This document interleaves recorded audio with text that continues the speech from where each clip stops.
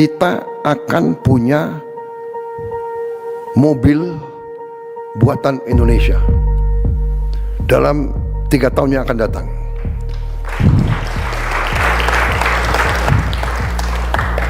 Saya sudah alokasi dana, sudah kita siapkan lahan untuk pabrik-pabriknya, sedang bekerja sekarang tim. Kita sudah menghasilkan Jeep buatan Indonesia. Jadi sekarang pejabat-pejabat kita, perwira-perwira kita bangga, kita tidak pakai Jeep buatan negara lain, kita pakai Jeep buatan Indonesia sendiri. Kalau siap ya ada uangnya. Tapi ditargetkan kapan itu kira-kira Pak untuk semua? Tergantung industrinya. Kalau saya kan targetin uang aja, uangnya ada. Nanti kalau saya masuk ke industri dibilang itu campur. Hari ini kita bakal masuk ke salah satu topik yang benar-benar bakal menggetarkan industri otomotif nasional. Karena untuk pertama kalinya dalam sejarah, pemerintah Indonesia melalui arahan langsung Presiden Prabowo Subianto sedang menyiapkan gebrakan besar untuk menghadirkan mobil nasional yang sebenarnya.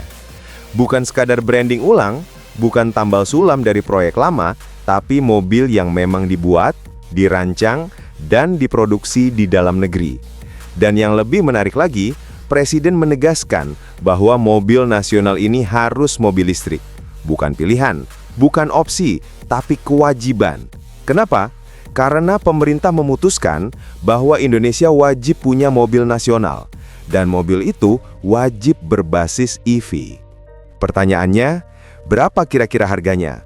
Apa realistis kalau masuk kelas harga rakyat Indonesia? Dan yang paling penting, apa benar proyek ini bakal tuntas dalam waktu secepat itu? Sejak awal Prabowo dilantik sebagai Presiden RI, dia memang sudah menyampaikan komitmen besar, membangun kemandirian industri dalam negeri, khususnya industri otomotif. Jauh sebelum dilantik pun, dia sudah membahas gagasan ini di berbagai forum, bahwa suatu negara yang besar seharusnya punya merek mobil nasional sebagai simbol teknologi, industri, dan kebanggaan. Setelah resmi menjabat, gagasan itu langsung naik kelas. Pemerintah memasukkan mobil nasional sebagai Proyek Strategis Nasional atau PSN, yang artinya seluruh proses perizinan, fiskal, pembiayaan, infrastruktur, dan peraturan pendukung akan diprioritaskan. Tidak ada lagi birokrasi panjang seperti proyek-proyek besar lainnya. Tidak ada waktu terbuang karena dokumen berputar-putar. Semua dipotong, dipercepat, dan diarahkan langsung dari level pusat. Presiden bahkan memberikan instruksi khusus untuk mobil nasional ini, termasuk penganggaran khusus, pembangunan pabrik, penyediaan fasilitas produksi, pengembangan platform, sampai pembentukan tim teknis khusus yang akan bekerja dengan kecepatan ekstra. Kenapa? Karena targetnya jelas, mobil nasional harus sudah meluncur dalam waktu 3 tahun. Ya, 3 tahun saja. Target secepat ini jelas bukan main-main. Biasanya sebuah mobil baru itu butuh waktu 5-7 tahun dari desain konsep sampai produksi massal. Tapi pemerintah mendorong timeline ekstrim agar Indonesia tidak ketinggalan dalam revolusi kendaraan listrik global. Di balik layar, Kementerian Ekonomi sudah mengkoordinasikan banyak hal terkait industri otomotif, termasuk satu pesan inti. Mobil nasional harus punya harga yang masuk akal untuk masyarakat Indonesia. Pemerintah menegaskan bahwa affordability adalah kunci. Tidak peduli sebagus apa mobil nasionalnya, kalau harganya tidak terjangkau, maka proyek ini akan gagal dari hari pertama. Beberapa sumber dari pemerintah bahkan menyebut mobil nasional harus berada di kisaran harga di bawah 300 juta rupiah. Idealnya, antara 200 sampai 300 juta rupiah. Ini bukan angka sembarangan. Pemerintah cek langsung ke Gaikindo, melihat data penjualan dan hasilnya tegas. Mayoritas mobil yang laku di Indonesia sekarang adalah mobil-mobil di bawah harga 300 juta rupiah. Itulah pasar paling besar, paling gemuk, dan paling sensitif terhadap harga. Masuk ke segmen ini berarti mobil nasional punya peluang besar untuk diterima publik, skala produksinya tercapai, dan harga jual bisa ditekan. Dan inilah bagian yang paling seru. Kementerian Perindustrian sudah menyatakan bahwa industri otomotif Indonesia sebenarnya sudah siap. Bahkan sudah ada 2 calon mobil nasional yang saat ini berada di garis depan. Yang pertama adalah I2C atau Indigenous Indonesian Car, mobil konsep 1:1 yang sempat bikin heboh ketika muncul diam-diam di GIIS 2025. Mobil ini hadir dengan desain futuristik, tetapi tetap membawa sentuhan lokal, seperti motif Garuda dan batik. Dan yang paling bikin bangga, ini bukan hasil rebadge atau rebranding dari merek asing. Mobil ini benar-benar hasil karya anak bangsa. Konsepnya dikerjakan oleh PT Teknologi Militer Indonesia atau PT TMI, sementara produksinya nanti akan dilakukan oleh PT Pindad, salah satu industri strategis terbesar Indonesia. Target produksi massal untuk I2C adalah akhir 2027 atau awal 2028, dan itu sudah dikunci sebagai timeline resmi.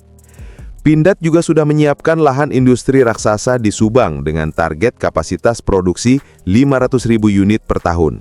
Produksi awal akan dimulai dengan kapasitas 100.000 unit pada tahun 2028 sebagai fase tahap pertama. Ini angka yang luar biasa besar untuk ukuran industri otomotif nasional. Bahkan, beberapa pabrik mobil Jepang di Indonesia pun butuh puluhan tahun untuk mencapai skala sebesar itu. Calon mobil nasional yang kedua adalah Pandu EV, mobil listrik taktis 4x4 berbasis platform EV3 atau Maung. Mobil ini dilengkapi motor listrik ganda di bagian depan dan belakang, memberikan tenaga besar dengan jarak tempuh hingga 400 km. Pandu EV juga sudah masuk tahap akhir dan ditargetkan produksi massal mulai akhir tahun 2025 atau paling lambat awal tahun depan. Karena rencananya, kendaraan ini akan digunakan sebagai kendaraan dinas kementerian di kabinet pemerintahan sekarang. Dengan kata lain, mobil nasional versi taktis ini akan mulai beredar di jalanan sangat cepat.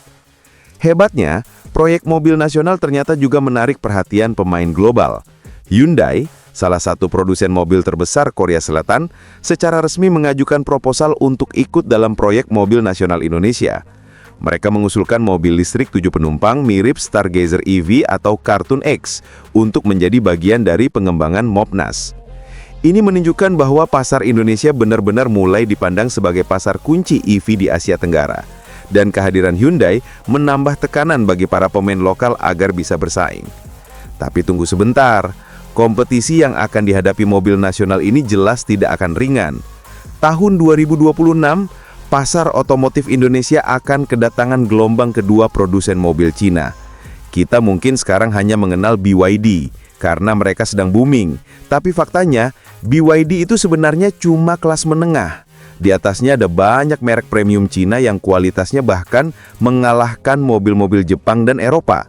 Dua nama yang sudah dipastikan akan masuk Indonesia tahun depan adalah Xpeng, merek kelas super premium, dan Aito, merek high-tech dengan teknologi onboard yang jauh lebih futuristik.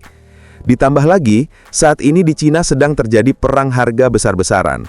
Hampir 150 merek saling bantai harga karena kelebihan kapasitas produksi. Banyak EV di Cina sudah turun ke harga 175 juta sampai 190 juta rupiah. Diskon rata-rata EV naik dari 8% menjadi 17% per April 2025. Efek dominonya sudah pasti menghantam pasar Indonesia. Mobil listrik super murah akan membanjiri negara ini mulai tahun depan. Di sisi lain, penjualan mobil bensin stagnan, sementara penjualan mobil listrik di Indonesia tumbuh 243% per Oktober 2025. Ini menunjukkan satu hal sederhana, konsumen Indonesia menunda beli mobil bensin, menunggu harga EV semakin turun. Jadi, proyek mobil nasional listrik ini bukan hanya kebutuhan teknis, bukan hanya visi besar, tapi momentum pasar yang tidak boleh terlewatkan. Sekarang kita masuk ke pertanyaan besar, kenapa Indonesia wajib punya mobil nasional, dan kenapa harus EV? Jawabannya ada pada industri. Indonesia sudah memiliki modal industri yang sangat besar. Lebih dari 1.500 perusahaan pemasok komponen otomotif tersebar di seluruh negeri. Ada 1.412 UKM yang mendukung produksi otomotif. Totalnya, ekosistem otomotif Indonesia menyerap 1,5 juta tenaga kerja. Ini belum termasuk industri hilir nikel yang memiliki 44 smelter beroperasi dengan total lebih dari 100.000 pekerja. Industri baterai EV di Indonesia pun sudah menyerap hampir 200.000 tenaga kerja. Ini bukan jumlah kecil. Ini bukan industri yang bisa ditinggalkan begitu saja. Ketika kita bicara mobil nasional, artinya kita sedang bicara tentang keberlangsungan hidup industri yang menyerap lebih dari 1,5 juta pekerja. Kita bicara tentang masa depan mereka. Indonesia juga memiliki infrastruktur baterai yang semakin kuat. Di Karawang, pabrik baterai raksasa dengan kapasitas 20 gigawatt jam per tahun sudah beroperasi. Pabrik ini memproduksi sekitar 120.000 sel baterai per hari.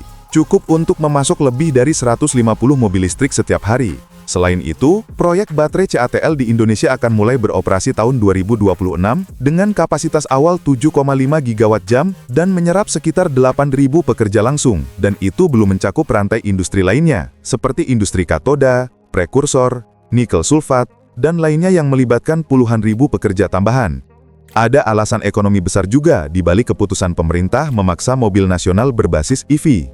Setiap hari Indonesia mengimpor sekitar 1 juta barel minyak. Dengan harga minyak global saat ini, negara harus mengeluarkan sekitar 500 triliun rupiah per tahun hanya untuk membiayai impor energi fosil. Ini adalah kebocoran ekonomi yang luar biasa besar. Bayangkan, jika seluruh kendaraan di Indonesia beralih ke listrik, bahkan jika listriknya masih berasal dari batu bara, setidaknya uang 500 triliun itu akan berputar di dalam negeri. Uang itu akan masuk ke operator tambang, ke teknisi, ke tenaga kerja lokal, ke warung-warung di sekitar kawasan tambang, ke pabrik-pabrik lokal, ke bank, dan ke UMKM. Hanya 200 triliun saja yang tetap di dalam negeri sudah bisa membuat likuiditas perbankan meledak, UMKM tumbuh, margin kredit meningkat, dan IHSG bergerak menuju 9.000. Apalagi kalau 500 triliun itu semua kembali ke kantong bangsa sendiri, dampaknya akan luar biasa. Intinya, proyek mobil nasional ini bukan soal kendaraan. Ini adalah proyek kedaulatan energi. Ini adalah proyek ekonomi. Ini adalah strategi nasional untuk mengembalikan ratusan triliun rupiah agar berputar di dalam negeri. Dan karena industri baterai serta nikel sudah berdiri kokoh di Indonesia, maka logis kalau mobil nasional wajib berbasis EV. Inilah bagian dari budget besar untuk menjadikan Indonesia sebagai salah satu pusat industri kendaraan listrik dunia. Tetapi di balik semua optimisme itu, tetap ada tantangan sangat besar. Mobil nasional harus mampu bersaing dengan pemain Jepang seperti Toyota dan Honda, yang sudah puluhan tahun menjadi raja di hati masyarakat Indonesia. Mereka memiliki jaringan dealer kuat, kualitas yang terbukti, dan kepercayaan publik yang nyaris tak tergoyahkan. Di sisi lain, mobil nasional juga harus mampu melawan derasnya serbuan EV murah dari Cina. Harus punya pembeda, harus punya fitur unggulan, harus punya teknologi yang menarik, dan harus dijual dengan harga kompetitif. Tanpa semua itu, sulit membayangkan mobil nasional bisa bertahan. Namun satu hal harus disadari, proyek mobil nasional kali ini berbeda dengan sebelumnya. Tidak seperti Timor, tidak seperti proyek masa lalu yang hanya sekedar rebranding. Kali ini, struktur industri sudah berdiri, ekosistem baterai sudah kuat, pabrik komponen sudah banyak, kapasitas produksi sedang dibangun, dan pasar EV sedang tumbuh liar. Semua pondasi yang dulu tidak ada sekarang sudah tersedia.